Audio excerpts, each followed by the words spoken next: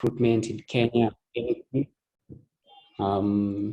this is your time, okay? And then afterwards, afterwards we will have Q&A session, a question and answer session. Again, Vivian will paste in the link of the Q&As. So if you have any questions to Alex, the main speaker, about recruitment, about the talk, or just anything that you feel that is UX related, you can post them on the Google Docs that we have. We've prepared it. I will show you guys in a few. Yes. So this is the link. Vivian, I hope you've shared it, I guess. This is where you will introduce yourself. Let me, in fact, show you guys how it looks like. This is it. Okay. So you will come here, type in your name, what you do, where you work, your LinkedIn profile. Okay. If you want to include your portfolio, you can just link it also on this tab. If you've been on this event before, like me, Anthony, and Vivian, we've all added our details, contact information, so you don't need to add them again. So they're all here. And if you're new and you want to connect with everyone else, all you'll have to do is click on these LinkedIn profiles so that we can connect with each other. And then this is now the UX questionnaire question form. So you just come here and type your question, and then later we'll read out those questions after the speaker finishes their talk. So if you have any, previously we used to do it on the chat, but now we want to do it here because it's easier to compile them all together. Okay, so let's go to the next slide and stay in contact. We have a Discord group. It will be shared on the link on the chat, sorry. And then if you want to see our next event, just go to uiuxnairobi.co.ke, or you can follow Anthony on LinkedIn. He always posts them. Or you can also follow me on LinkedIn. Connect with me, that is. And I will share with you the next event. We also have notes from our previous event. You can find them on the website. Now, we are also looking for volunteers. So all of us here are volunteers, from the speaker, the host, me, and my co-host. Everyone is a volunteer. And if you'd like to help, we really appreciate. We are looking for guys who can help us to organize this event. Graphic design, if you can help us with poster design. I did the previous poster. If you feel like you want to do the next one, well and good. Doing case study presentations. Usually before the event start, the main talk, we have like a slot for like 10 minutes, 10 to 15 minutes for someone to present a case study. If you have, you're welcome. If you want to practice for an interview, well and good, you're welcome to do it here. And then giving a mini talk, which is basically what Alex will be doing. So all this, we are looking for volunteers or guys to reach out. You can do that, or even moderating the event. All you have to do is send an email to hi@uiuxnairobi.co.ke, and we will reply to you and slot a place for you. Also, we're seeking volunteers. I think I will give Vivian the opportunity to explain this. So let me stop sharing. Oh no, keep sharing, it's okay. Oh, share.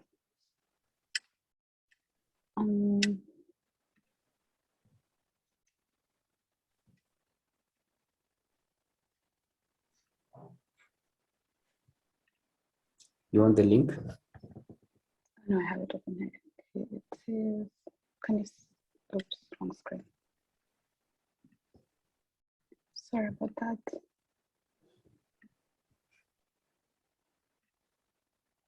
Am I still sharing the wrong screen?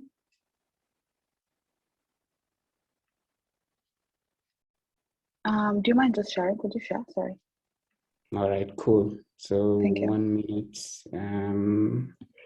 Yeah. Also, so as Michael shares, we're revamping our website. So we're making a new website for UI UX Nairobi, and we are seeking volunteers. So we have a mock-up that's ready, and we're looking for people who would be willing to sign up for usability testing on the mocks. So if you're interested and you'd like to help us to just give us feedback on the new website and the new layouts and also the content, here's a link. That you could sign up to, and then you'd be able to help us. So thank you. And then for events, there's an upcoming event called Figma Config.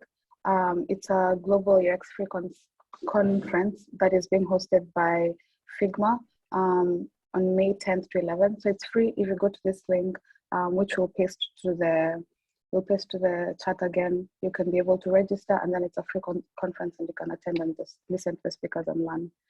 So if you're interested, again, feel free to sign up.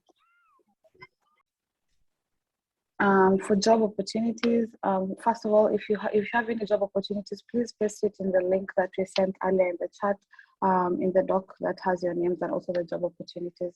Feel free to post there. But for today, Sandy is looking for a product designer. The descriptions of the roles are on this link. So in this link, we're going to send this link again. So if you know anyone, or if you're also looking for a job and you're interested, please feel free to apply. And with that, before we actually go to the presentation, I'm just going to spend like 2 minutes to ask if anyone in the audience has any questions or has any job postings or anything that they want to share with the group or events.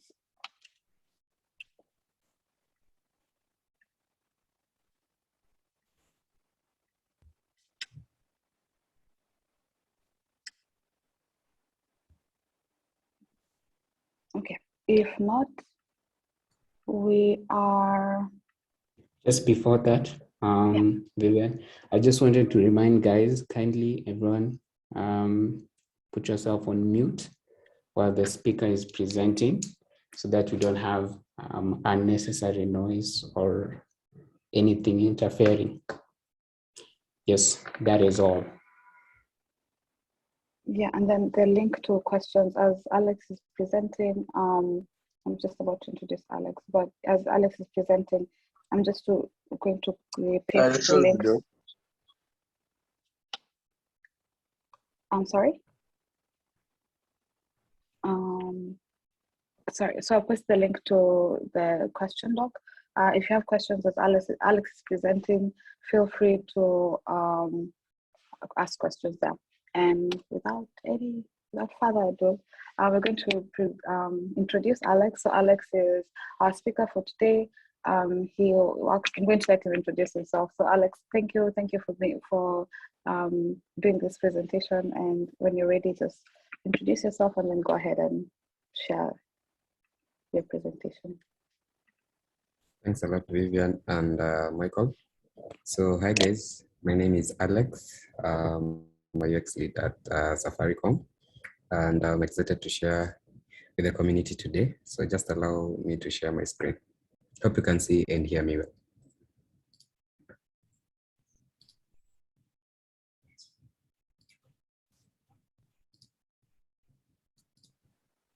Yes, we can see and hear you well. Okay, thank you. So I was challenged by Michael with this topic, what recruiters look for in UX candidates, and I'll help tackle this in the least time possible. So yeah, as I said, I'm a UX lead at Safaricom, currently leading the talented team here of designers and researchers. So I'll start off with looking at the recruitment process. So one thing you have to note is that recruitment process is very different in different companies.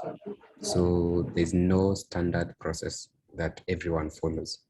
So it's customized based on the role as well as based on the company. But mostly, I'll cover what is there in most teams or in most companies.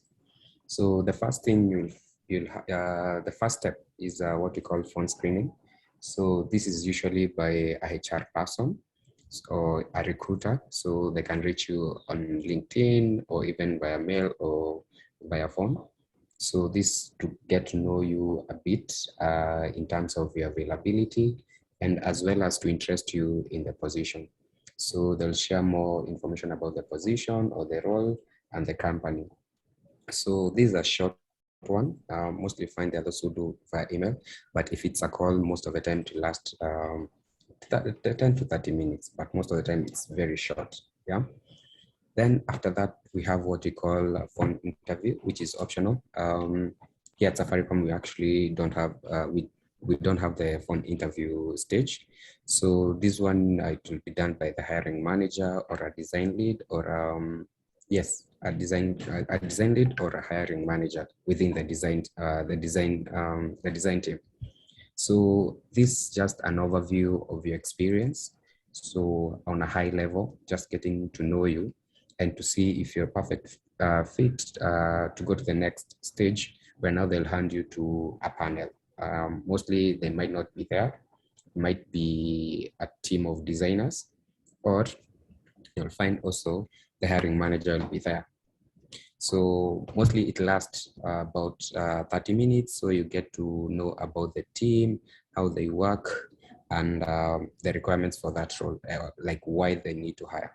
So also remember for this one, you might be asked to by the hiring manager, the design lead, to take them through maybe one of the projects on a high level. So for this one, you don't have to worry, but you have to have your process right. The deliverables that you delivered in terms of value, the customers you are delivering or the people you are designing for that particular solution. So remember, this is optional. So there are those companies that don't have this stage. The other one is the main one, and is the task or assignment stage. So there are three types of assignment or task that can be given.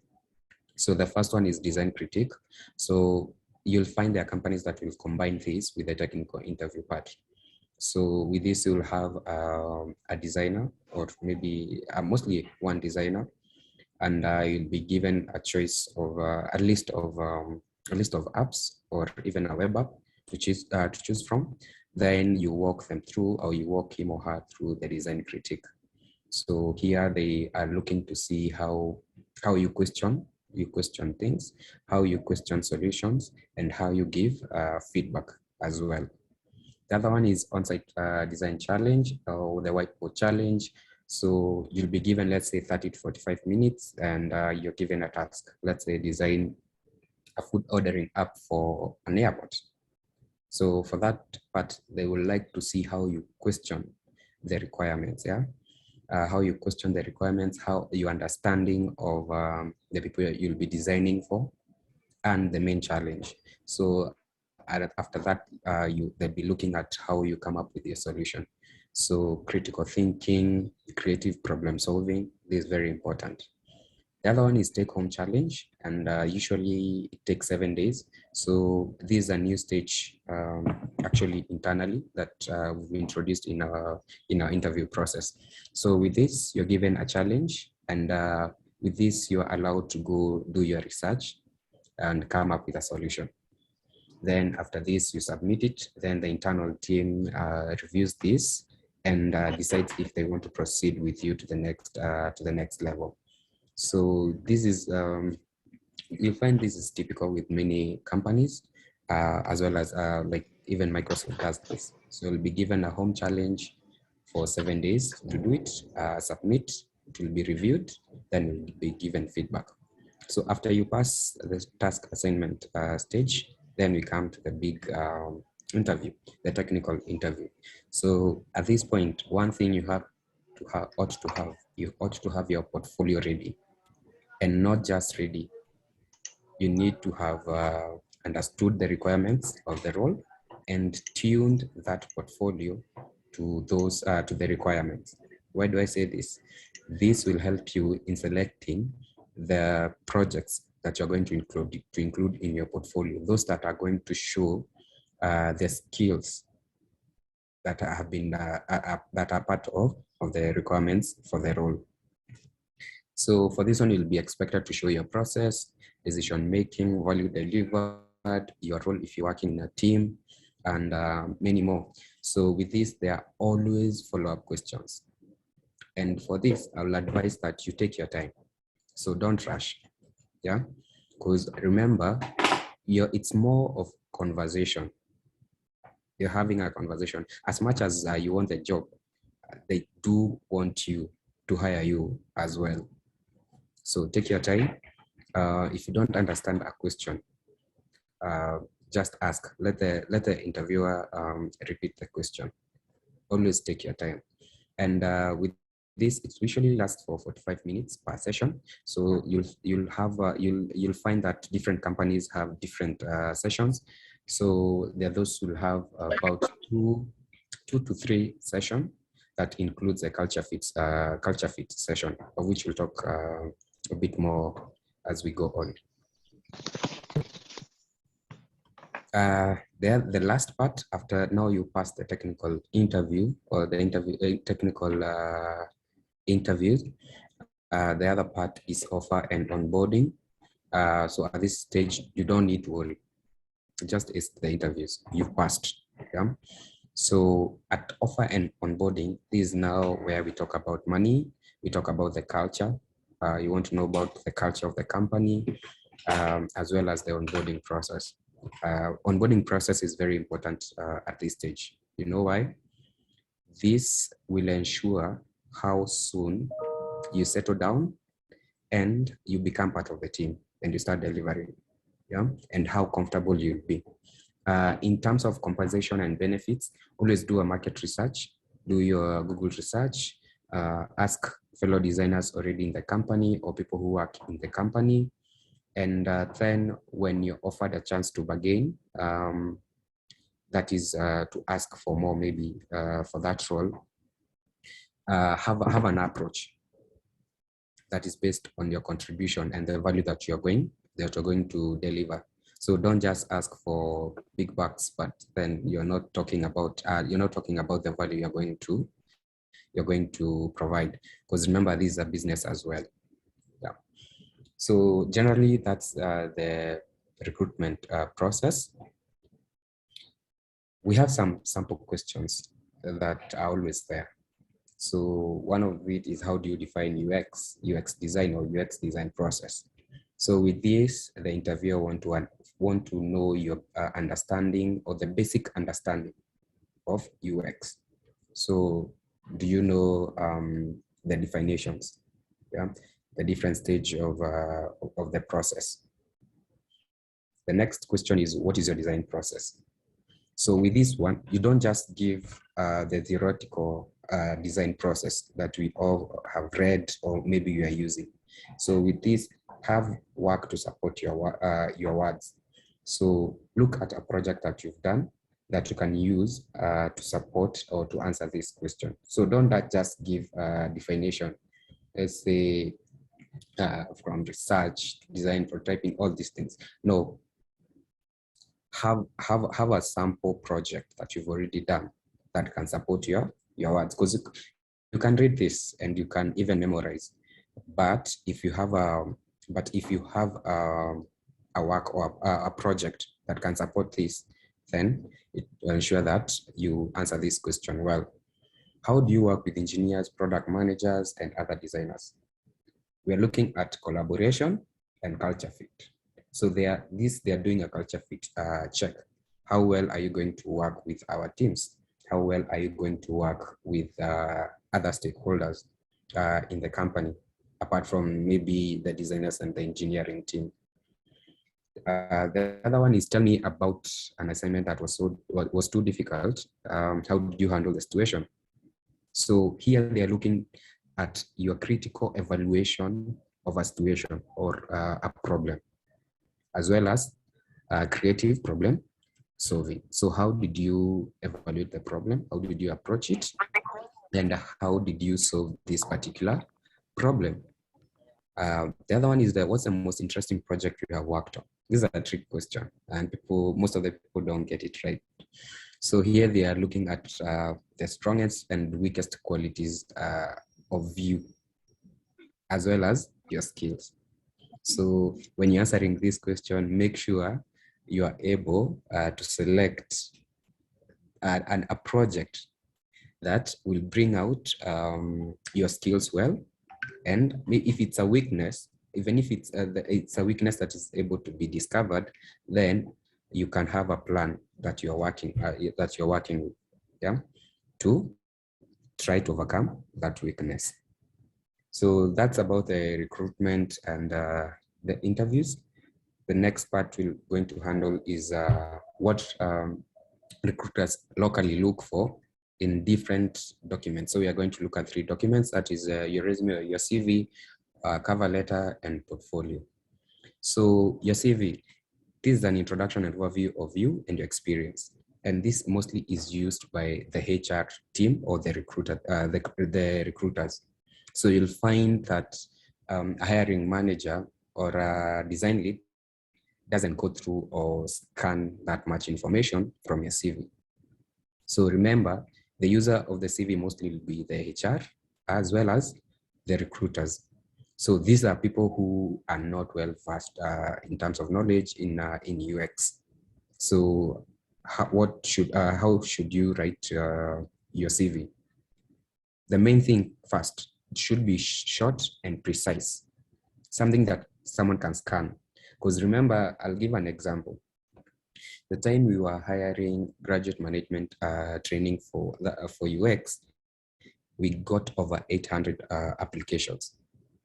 So if you're writing stories in your CVs, believe me, I don't think a HR person will spend time going through that. If it's not scannable, something that someone can look and be able to get to know you and your experience and your education, then you might fail at that stage. You might be very talented and fit for that role, but then they don't have all that time. So what do you include in your CV? Who you are, personal details, a short, you can have a short professional summary about yourself, objectives, and some achievements. So that's still part of who you are. The next part is work experience. So work experience, start with the latest first and only include relevant experience. Again, don't have a one-fit CV. There's nothing like that in design, because the requirements for most of these roles are different. Yeah, always look at the experience that is going to show the skills they are looking for. The other part is education. Hapa, leave out your primary school and mostly secondary. Look at what is relevant again. Mostly your university, college, or vocational certificates or any other relevant industry certificates, certifications and trainings. The other part is what you offer, so you can list your skills and awards if you have any. And please note, always fine-tune your resume to the job description. That is very important. Cover letters. So mostly, I haven't come across companies that are still asking for this, but there are those that still ask. And this is an introduction of you and a show of why you're a good fit for the role and the company. So this is short, yeah. And it's like you're trying to market yourself. So what should you have in your cover letter? You should ensure you understand the role and do a good research on the company. Yeah, even the hiring manager or the recruiter, if you know them, personalize the letter. Don't have the dear sir and madam. Personalize it. Let them feel like you already know them, you know the company, and you're ready to be part of the team and be part of the company. Another thing is you have to clearly show why you're a perfect fit for the role. And the major thing is to keep it short and sweet. So something someone can go through very fast. They're able to know about you, your interest, and your skills that match this role. Joel Khalifa said, "A great, relevant cover letter can make me think twice, even about weak candidates." So think what you can do for strong ones. So if any job you're applying for, ask for a cover letter. Remember that a great, relevant cover letter can make me think twice, even about weak candidates. Think what you can do for strong ones. So you need to stand out. For portfolio, this is a very important document. Personally, as I said, you'll find CVs are mostly looked at or reviewed by HR or the recruiters. But now when it gets to the design lead on the hiring managers, this is where they look. This is the document that they are going to go through.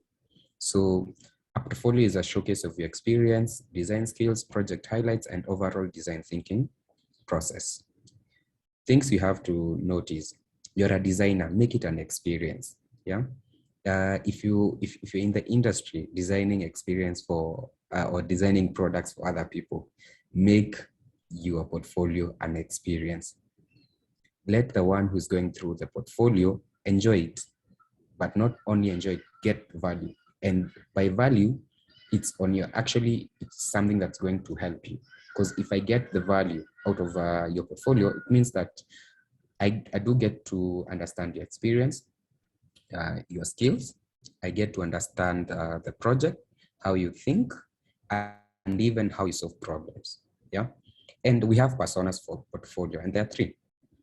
The HR, so there are those HR that, let's say a HR that has worked in design before. So most of the time you'll find there are those that are going to review, that are going to review a portfolio. So that's one person, yeah.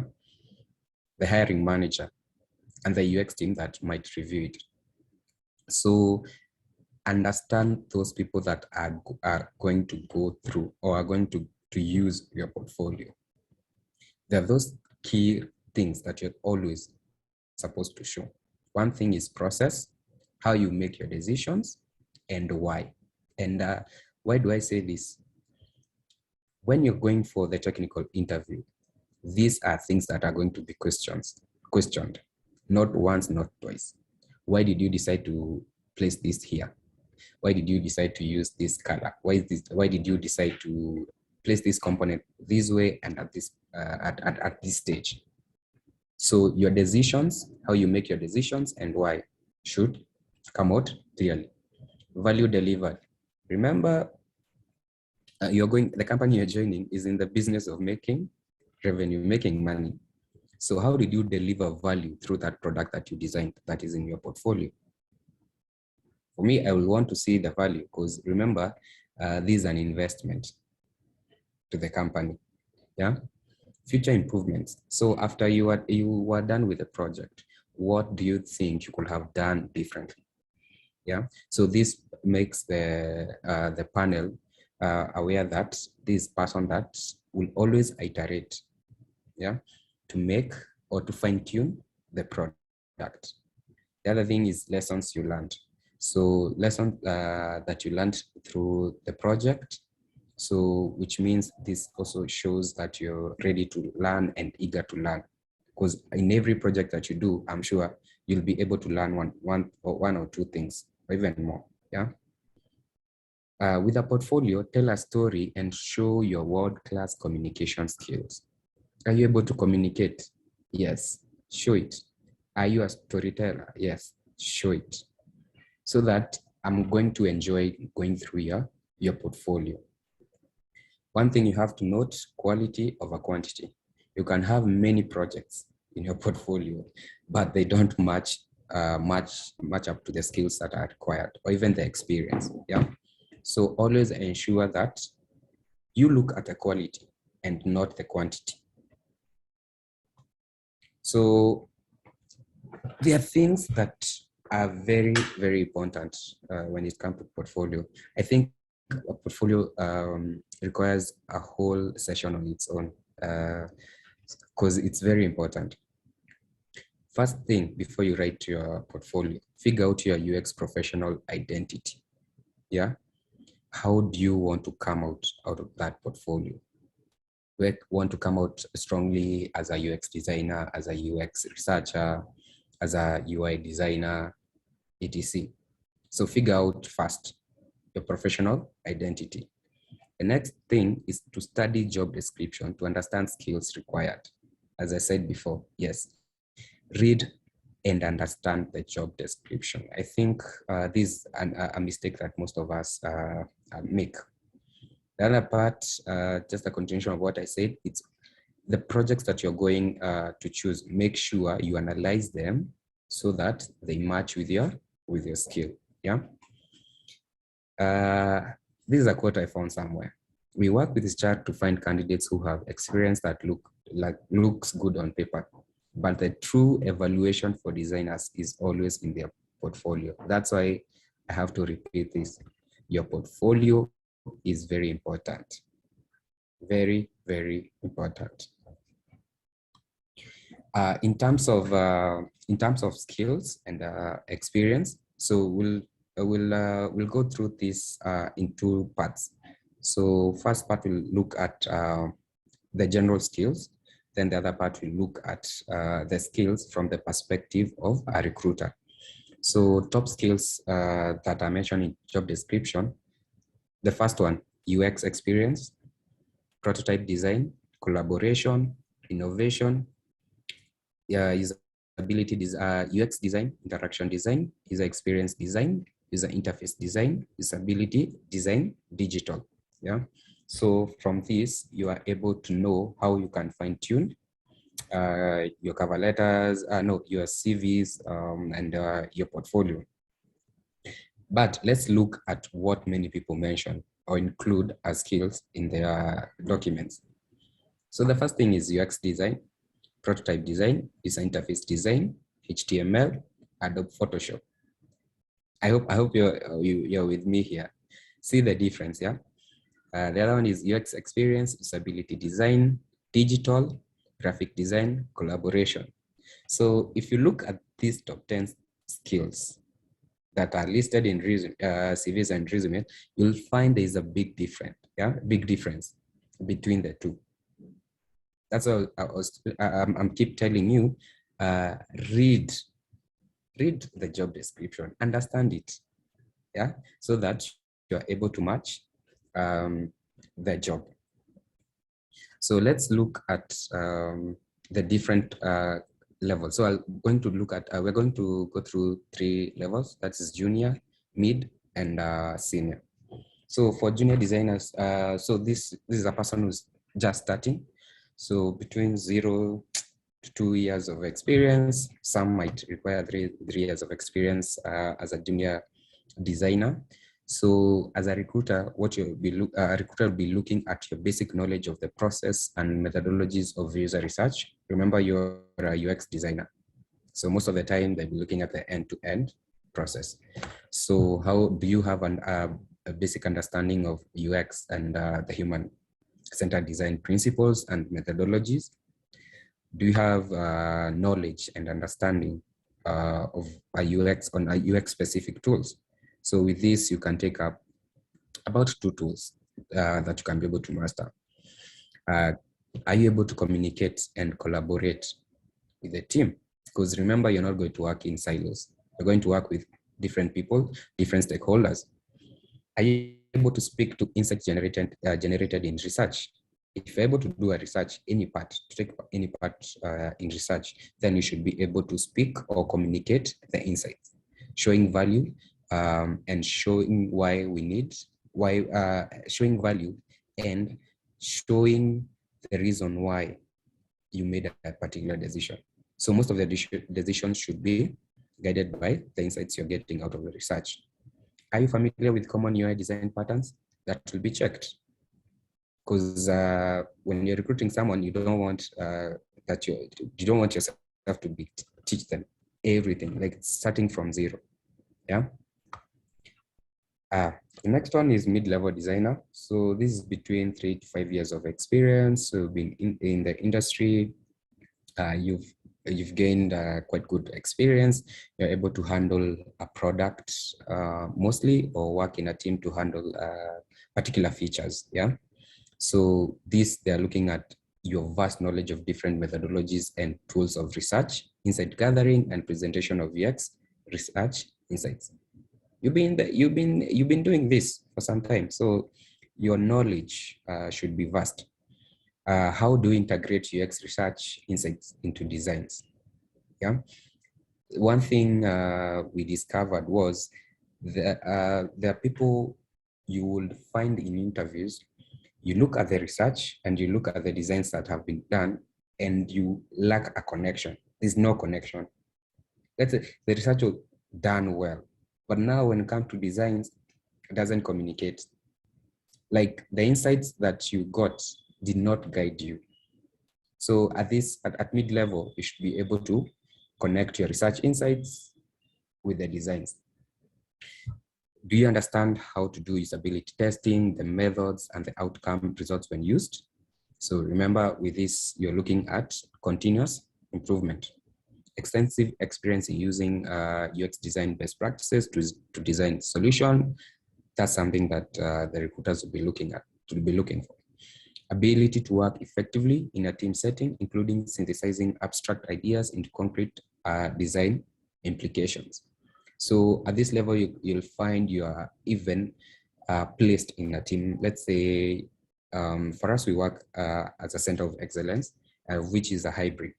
So with this, you'll find there's a dedicated, you might be a dedicated talent in a particular team, let's say an app team, or you sit in the center of excellence and you just handle features from the business as they come. You support the entire business, because you'll find there are teams that don't require a dedicated UX talent. The other one, so for this one, this is very critical. I think it's very critical stage for a designer, because here you'll be choosing your career path actually. So do you want to continue being an individual contributor? Do you want to combine maybe craft and people management? Or maybe you want to become an SME, that subject matter expert. So this is now where you decide your path going forward. The next part is senior level, designer level. So we are looking at over 5 or over 6 years and above experience. So at this stage, you've worked on your experience, you've worked on several projects, several products, and with different people. With this, also you've worked with junior designers. So are you able to coach on research strategy, planning? So like for planning, you're looking at the scripts you're going to use, if you are going to do interviews or any other research methodology that you're going to use. Budgeting, let's say in recruiting, the logistics, and how you're going to implement that. So at this level, you are leading. So you're able to lead even different design in different products or in different features, not just working on a single product. Are you able to collaborate and to set and maintain scope of design work in your project? Yeah. Remember, you'll be the one leading. So scope, looking at the backlog in terms of the tasks in that project, because you're guiding others, even if you are going to do part of the design, but yours mainly will be guiding. Yeah.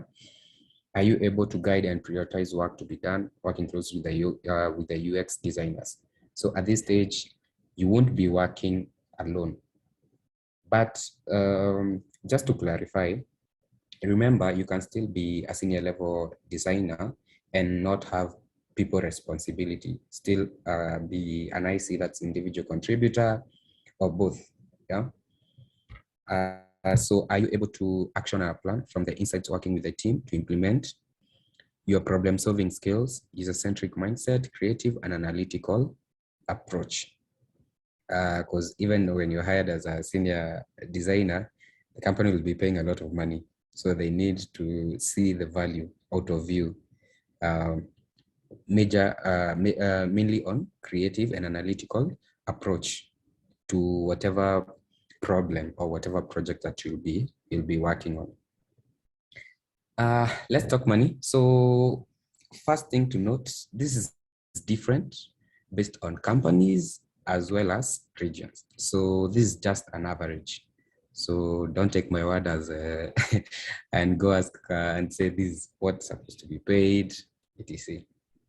You might actually get better pay, not whatever I've listed here. So something I've be able to analyze in the local market, you'll find for a junior level designer, mostly they start you with around from 80K to 20K and above. That's for local, so multinational or even bigger startups, good funding, they start you from around 200K and above. So mid-level designer, you'll find locally, most of the companies, they'll start you all from 250 to 300K or above, even more, yeah? Multinational, I think most of the time, the minimum you'll find is around 400, 450, 50K. Senior level, as I said, you'll be paid much and expected to deliver a lot. So locally, you'll find to be around from 500K and above. But remember, this is different based on the different companies that we have. Multinational, you'll find 700K on a minimum, maybe most of the time and above. So there are those that get well paid. Yeah. So this is a career that pays. So entry-level job hacks. So how do you find your first job as a junior designer? So first thing, you'll have to find your area of interest by exploring the different UX craft. Yeah, so at this point, I would advise anyone to specialize. Just look at the different UX crafts that are there, explore them so that you're able to find your area of interest. The next thing, don't rush to applying for jobs. Learn and master your skills first. Yeah, because if you go to an interview and you haven't learned enough, you haven't mastered your skill, you're going to fail. It's going to discourage you. And with discouragement, I don't think you're going to make it or really shine in this field. The other thing is to master a tool or two, but my advice would be look at two. Yeah, maybe master one, but also have a knowledge of using another one, because you're not sure the tool that you're going to use in the company you're going to be hired. Get practical skills. I know this is hard, but how do you get practical skills and you're not employed? So self-initiated projects, look at an existing problem in your area, in your setting, and come up with a solution. Do evaluation of existing apps or even website. Solve them. Yeah. Go to like the Play Store. Read the reviews. What are people complaining about? How will you solve them? So those are called self-initiated projects. The other one is to volunteer. If you get a chance to volunteer and to show your skills, kindly take it. Even if it's at first it's pro bono, because this is going to form part of your portfolio. And if you don't take it most of the time, what are you going to include in your portfolio? Yes, you've learned, you've mastered your skill, but do you have a project that can show your practical skills? The other part is internship. If you get internship, apply for that, because this will give you a chance to learn and a chance to network, and most of the time get a chance to be hired. If you're really outstanding, you're on your A game, I don't think as a company, there's a company that will want to let go such a talent. The other one is find a mentor. So this is very important. And I think this is one of the things that has helped me grow in this, in my career. So a mentor is someone who's going to guide you and even give you like industry knowledge. Yeah. So you're not just reading about things. This is someone giving you examples, real life examples. Yeah. This is someone who might talk well about you in a, let's say it's a room of opportunities. I know someone, you see, is someone who's going to guide you, let's say when you're applying for a job. Yeah, how you're supposed to frame your portfolio, how you're supposed to write your CV, even prepare you for the interviews. The other part is network by joining design communities like this one. If you get a chance, Don't just leave when if it's, let's say it's a physical meetup, don't just leave. Network with people, know people. I think that's how I got to meet my first mentor, as well as people I've learned from in the industry. So always look for opportunities to network, mostly in our space in design. Yeah. And another thing, you might be wondering why are recruiters not maybe reaching you out when they have opportunities. So don't forget to turn on, show recruiters you're open to work on LinkedIn. That's very important. Let them know that you're looking. Yeah. So thanks a lot. That was my time. That's what I wanted to cover for today. And I do welcome questions and any discussion for this part.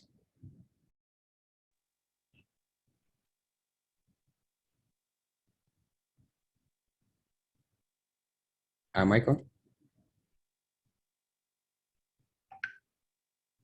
Oh, okay. Sorry, I thought Vivian was taking over. Thank you very much, Alex, for your Sorry, presentation. I was talking on mute. Sorry. Yeah. So we Yeah, thank really you, Alex. Yeah. appreciate. You want to take over? Okay, Yeah, cool. sorry. So I was talking on mute. Thank you so much, Alex.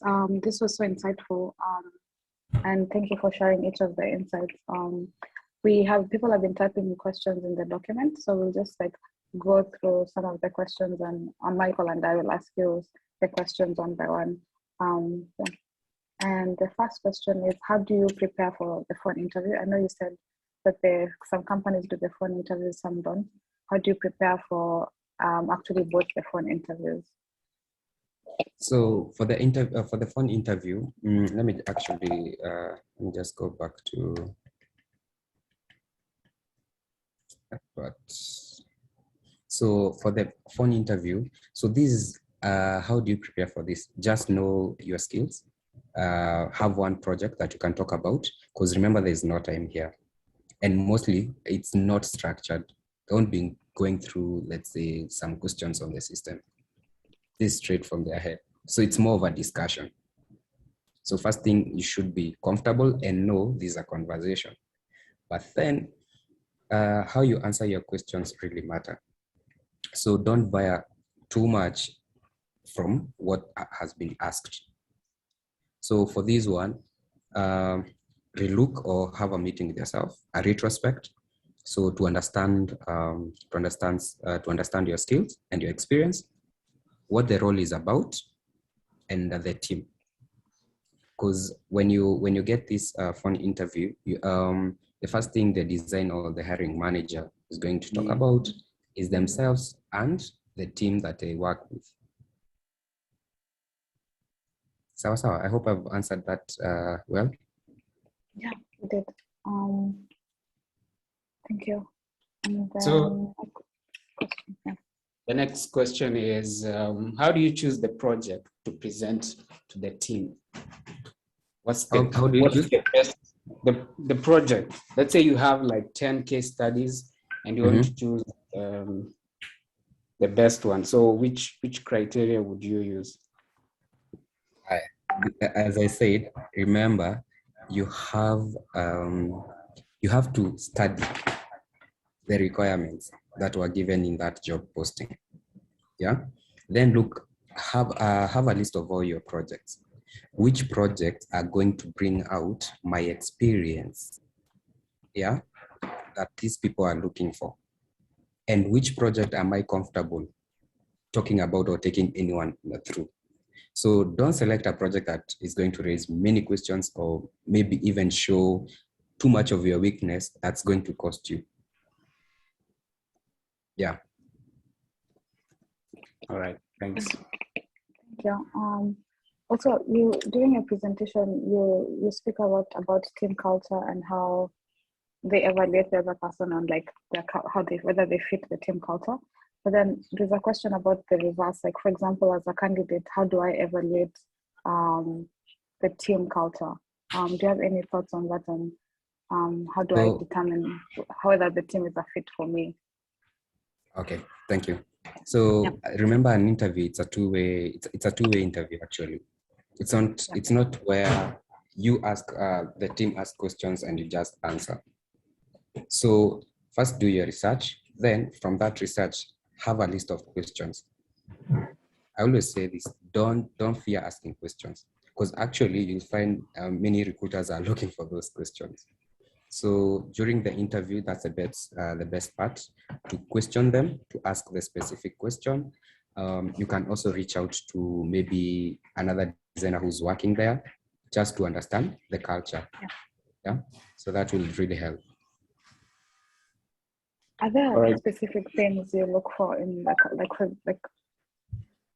do you look for work-life balance? Do you look for the tools? Like what specific things have you seen particularly people looking out for? Pardon? Are there specific things you've seen people looking out for example, work-life balance, or like what are some indicators that a team is good, I guess? So actually, if you want to know if you're going to fit in that team, or if the team is going like getting work-life balance. So again, it will be more of research, because there are some things that you'll ask and you won't be told straight, like this is how we do blah blah blah, this is how we connect, this is how we bond.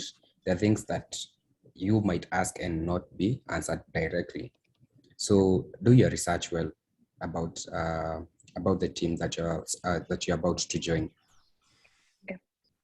Thank you. And have those things. Every person has those things that are critical to them.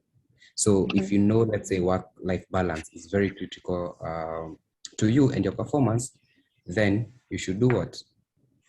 That's something you should ask. That's something you should research. Yeah. All right. So I think you had talked about this, some tips when doing the design challenge, both take home and in person. You had mentioned it, but also I wanted to ask still on that. Let's say a company gives you a design challenge that is solving a challenge in their company. And you solved it, and maybe you're not selected. So are you supposed to do it? Or how do you protect yourself from like taking just your idea? Now this is part of the terms and conditions in that process, and in that, let's say, job offer communication, not offer, job posting communication. So one thing I would advise is, if you do something and you feel like these people wanted actually me to solve a particular problem, yeah, actually share it, post it. So this will help in one way. This is my personal opinion. It will help in one way. If they do that, and this is your idea is in public domain, to be known, yeah, and you can be able to reach out to them, or maybe even one other candidates that will want to interview at that company.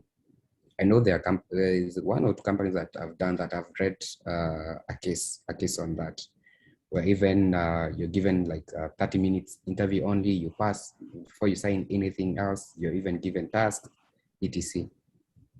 But then if you feel like the issue that you're solving, the problem you're solving is very critical, and in a way it's for revenue generation, yeah, then do a follow-up with a recruiter in terms of copyright.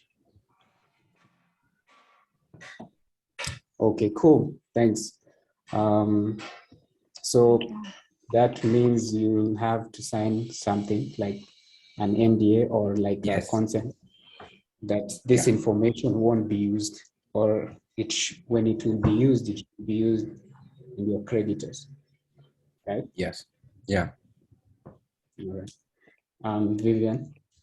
Yeah, so there's some questions about CV or resume. So I'll just ask both of them together. Is it okay to personalize your CV or resume completely, like adding some elements of UX? And the second one, is it okay to add your picture on your resume? Pardon? The last part I didn't get. Yeah, is it okay to add your picture in your resume or CV. Yeah. Personalize your CV. It's an experience. Make it an experience. Make it an experience. You're an experienced designer. Why not? I actually have my picture in my CV. It's like a design. That's interesting. I've had mixed opinion about designing CV. Some people say that it won't pass through the scanning machine, the machine they use to filter out. And they're like, should be as minimal as possible. So anyway, it's good to hear different opinions. The other question is, I think you talked about how much they should ask as a junior, mid-level, and senior. But then the question is, how then should you counter offer? What if you're low balled, like they give you a very low estimation? How should you approach this from the point of value? So you can tell them based on the value that and based on the requirements and based on what I'm supposed to do, I'm supposed to achieve and deliver for the company. I don't think this is enough in terms of compensation. Yeah, don't just quote numbers with no reasons. And most of the time, you'll find you'll be having this conversation with the HR or with the reward team, not even anyone in design. And I remember these people might not understand what goes into design. Yeah. So make them understand. So empathize with them. Let them understand them from their point of approach. Then you as well, from your own point of view. Yeah. Make them understand you and why you deserve more, you deserve better. And actually, let me just to add on this. Most of the time when you're switching jobs, that's one part or one stage where you can get a huge, let's say, jump in your salary. You'll find if you join a company, the yearly performance review, the yearly salary review, you might not get as much. So remember, there's a chance for you as well. And I hope any recruiter in the meeting is not hearing this. All right, Vivian. Yeah. So the next, you mentioned that you need to be able to show your value, and also some of the things you said is that people are looking for value. Like, what do you bring to the table? Yeah. Could you speak a little about what this is? Is this numbers that you're like? Do I say this is my designs, but this numbers? Do I say like what exactly is the value? How can I speak about the value I'm bringing to the table? Most of the time, so in UX, we have qualitative and quantitative. So have both qualitative and quantitative. So quantitative, have the numbers right. Let's say you improved task completion that was part, let's say, of a buying process. Maybe you are able to improve or increase number of downloads and as well as active users on the platform. You know, when you have more active users on the platform, it means more revenue. Yeah. Talk about numbers. Don't hide those numbers. If you're able to measure the result, measure the value, and show it. Numbers are very important, as well as the qualitative achievements. Okay. So for qualitatives, we'll look at NPS of, let's say like something like NPS, of which NPS has a number.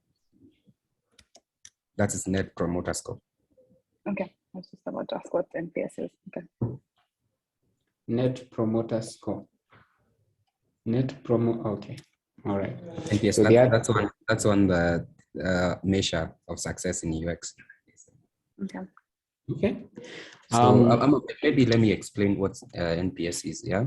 Yeah. So how likely is someone going to refer your product to another person? So if the product is good, then it makes them happy. So most likely they're going to refer it to a friend. So you look at promoters and detractors.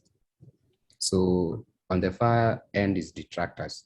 those people that are going to tell their friends don't use this, them themselves they won't use. So it's like someone doing negative marketing of your product. Yeah. I see. I see most of the products usually ask how likely are you to use this product, Exactly. and then there's a scale of to recommend to someone or friend. So okay, that makes sense. Michael?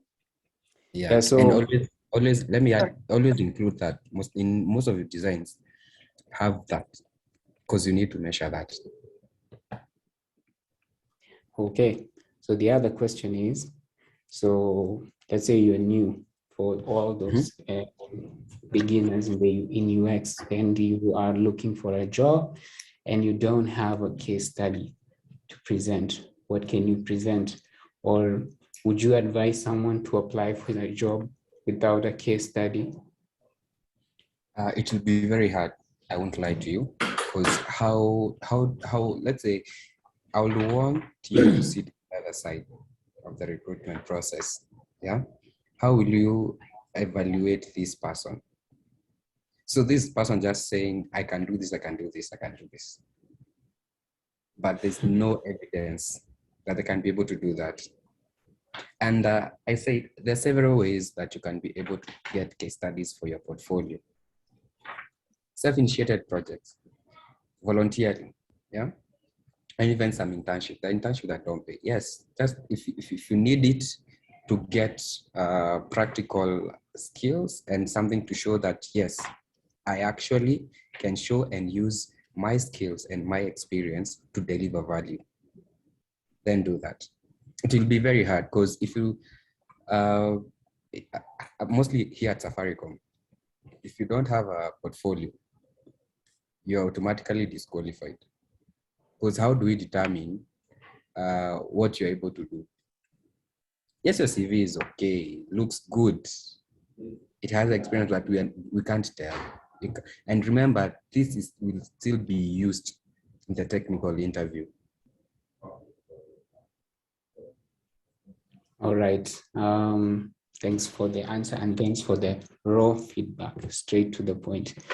Just to add on it, if you volunteer, let's say for portfolio, no, for like redesigning apps and all that, you can showcase that in your portfolio and do a full case study on something you have volunteered for. It has worked for me. Anyway, Vivian. Yeah. One of the questions that someone has is, how do you show the experience that you have in your portfolio if your project is under an NDA with a client, with the client you're working on with? Okay, that's a good question. I think I've come across a number of designers with that, as well as myself. There are projects that I can't include in my portfolio because of NDA. So how do you go around this? So first thing is you can ask for request for permission. So from the company that you're working for or from the client. And with this, they'll be able to ask you to mask out some data or some information that can give competitive advantage to the company you're interviewing for, as well as maybe it can leak the information. So the other thing is you'll find, and this is something I've come across as well, where you have portfolios that are protected. So you'll find a portfolio with a password or a PIN. And with this, then you are in control of access of it. Yeah, but always there's a way you can always work things out. But one thing is be open, even to the recruiters. Be open to the client that you worked with or to the company that you worked with. So if you're working in a corporate setup, talk to your manager, your design lead, so that they can tell you maybe this way, don't show this, this okay to show, etc. Yeah, I've had that before. Like, for example, for me, when you read them, there are some things you can show and some things you can't show, so you can determine what you can show. And then there are some projects where I have a password and you have to actually reach out to me. So that's what you're saying. You have controlled access to who is looking at the project itself. Yeah, as well as you can even have the recruiters sign an NDA. Yeah, before they give them the password. That's Yes. a good idea. Michael? Okay, so do you need to code in UI UX? No, but it's added advantage. So why do I say this? Myself, I can't remember the last time I sat down and I wrote code. Yeah, yes, I used to code before front end, before I got into UX, but I've never opened an IDE and written any code. The basic understanding of coding gives you a better understanding of how you're going to work with your developers. So remember, tech has its own capabilities and limitations. So how do you know something that's it's not implementable?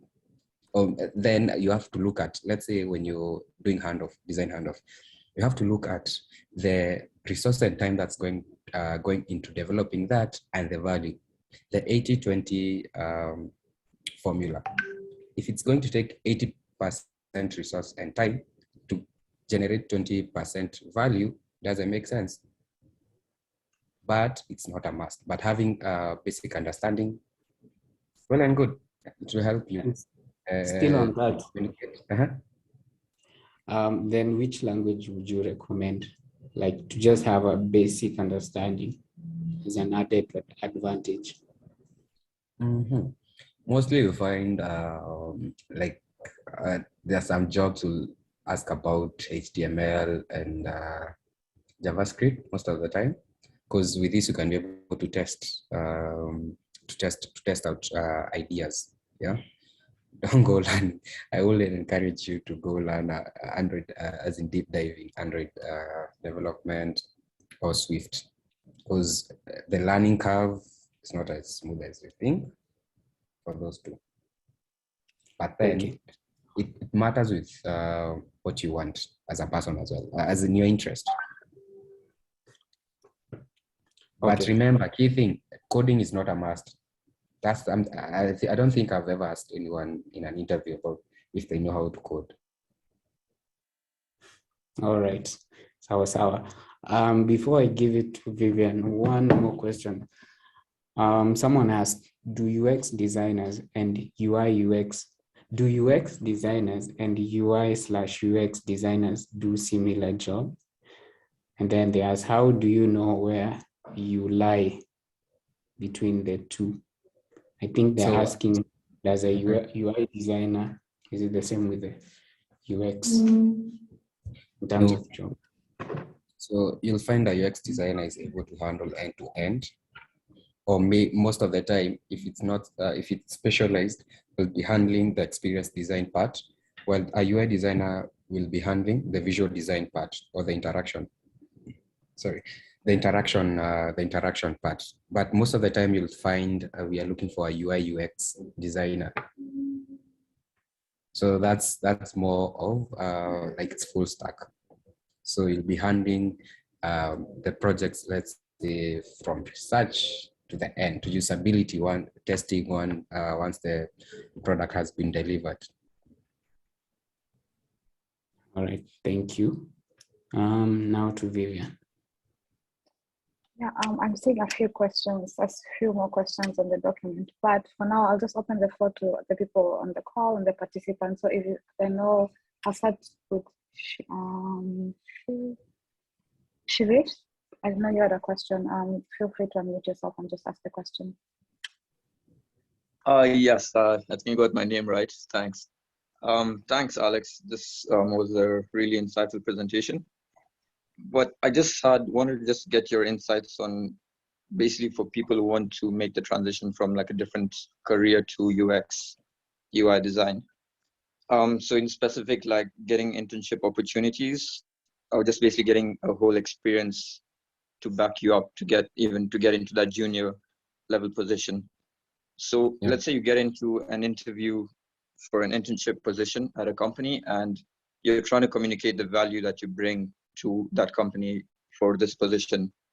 But since you don't have like real world experiences, or you've probably just been working on hypothetical projects, how do you probably communicate your value towards that company to get hired for that internship position? One thing, this you might call them hypothetical projects, yeah? But remember, Yeah.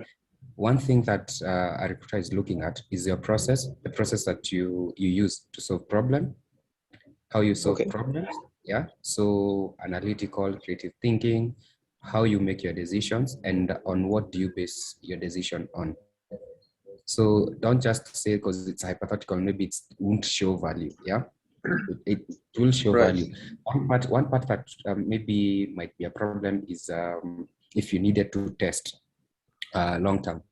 But if you're not doing like long-term value analysis, then work. Another way you can do this in the company that let's say you're still in a company when you're doing, when you're switching, when you're joining UX. I'm sure there's a one or way that you can be able to provide or even volunteer to do a particular journey, do a particular feature, an improvement. Yeah. Yeah, so So like that, speaking about the transferable skills that you have like in your previous role, basically. yeah. Plus volunteering in terms of UX, the company. Internally, I've seen people, even here at Safaricom, who have moved from one job to UX. Yeah. And actually, yeah, we have even engineers, someone who was an engineer, but now he's a designer, still in the company as a designer. Okay. And just want to get your thoughts on internships like here locally in Kenya. So no one wants to get into an internship that's free, not paid basically. Is there a way that you can negotiate for a paid internship? Yeah, you can, but I'll say that's depends on the company. So like for us, yes, for say we don't call it pay. I don't think for internship it's called pay. It's not a salary per se, yeah. Okay. So there are those that have, there are those that don't have. But then once you join or during the recruitment, you can ask if that's very critical for you to take up that internship project. Kindly ask if they offer and how much. Okay.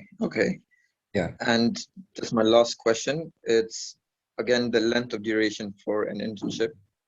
Do you think trying to negotiate for a short-term internship position and then trying to make a transition into a full-time role into that position is a better way?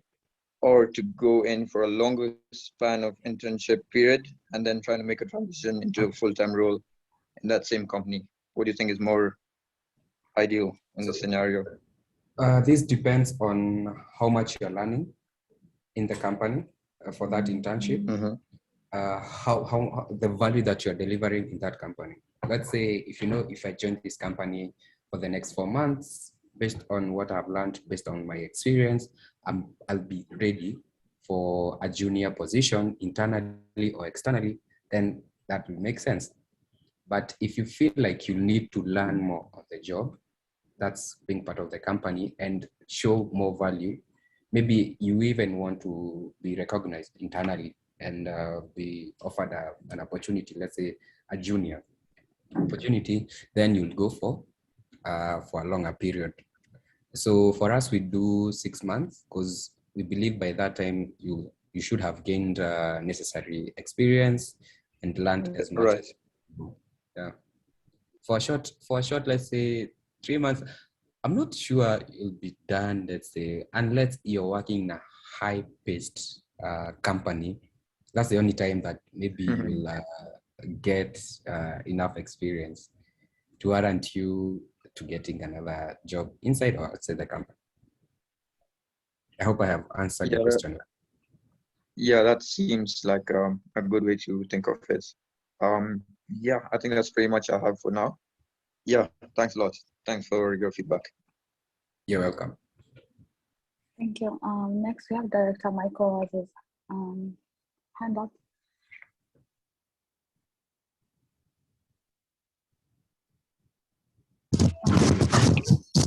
Hey, can you hear me? Yes. Yes, we can. Oh, thanks so much. My question is, for example, you've done a market research, you've identified the problem you have with maybe a certain app, and you want to approach them and tell them like the solution you have. What is the best approach you can use? Like social media and stuff, yeah. Yeah.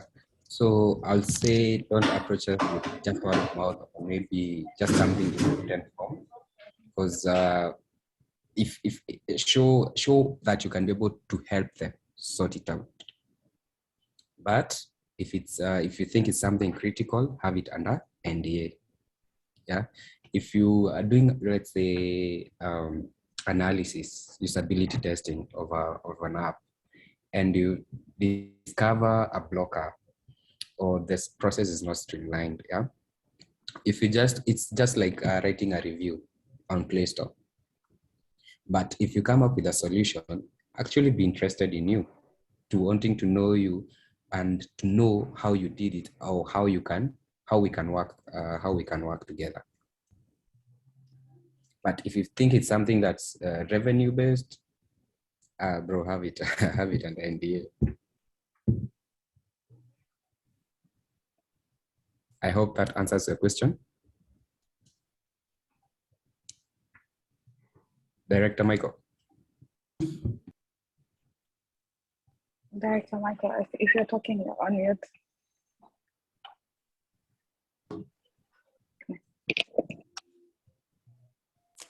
I think we can jump to the next one. Yeah. As we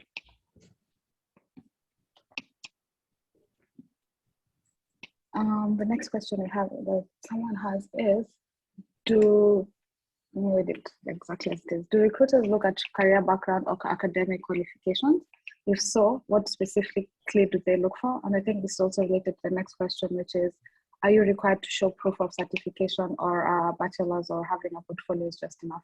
So the two questions are, do recruiters look at career background or academic qualifications? If they do, what do they look for? And then also, are you required to show proof of certification or a bachelor's degree, or having a portfolio is enough? So it depends on the level. So let's say you're applying for a senior, let's say, I'll give you an example in terms of research.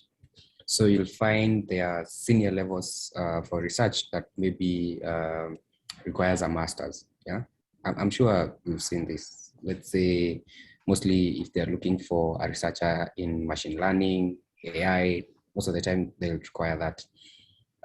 Most of the time the basic you'll find is a bachelor, but they don't really, most of the recruiters don't really do a deep dive into academic qualification, because they're looking at skill. There are things that cannot be taught in school when it comes to design, when it comes to empathy. Yeah. So mostly they look at your career background, but if it's a certain position or a certain role that requires academic qualification, then they will look for that. So then it doesn't mean that you ought to have done. If you look at many job postings, they'll either list that particular, let's say that particular degree, or and at the end say, or equivalent experience. So that's why I'm telling you, study the job posting. So look at the academic qualification asked, and most of the time you'll find or at the end, equivalent experience. So what does that tell you? It could be substituted with the, yeah. Thank you. Kelvin, Anthony, you have your hand up. Okay, thank you. I think this is my first meeting. The last one, I was a bit late. Have enough time to join. It was about the user research. So maybe my question, I haven't met people that are actually doing. You're not audible. Kelvin, yeah, we can barely hear you, yeah. Okay, sorry. I don't know if I'm audible enough. No. Okay. You were audible before. Maybe move closer. Try again. Okay, just a moment. From audible enough. Yeah. Okay. Okay, I haven't met actually people that are doing the user experience in my field, because I'm really interested in how the app works, maybe the motion, because I have a background in motion graphics. So so far I haven't met people that are actually dealing with how the app looks, how the movement of the app. So I'm curious, like, is it wrong to be biased on one side? Like, that's what I'm interested in. So I haven't found people that are actually doing that specifically. Most of the people that I've met are doing the user research. So I'm curious, how does it work? Like, does a company look for the person dealing with the UX research and UI together, or can you apply for a job when you just want to do the interactions and work on the applications and stuff? Yeah, this falls into specialization.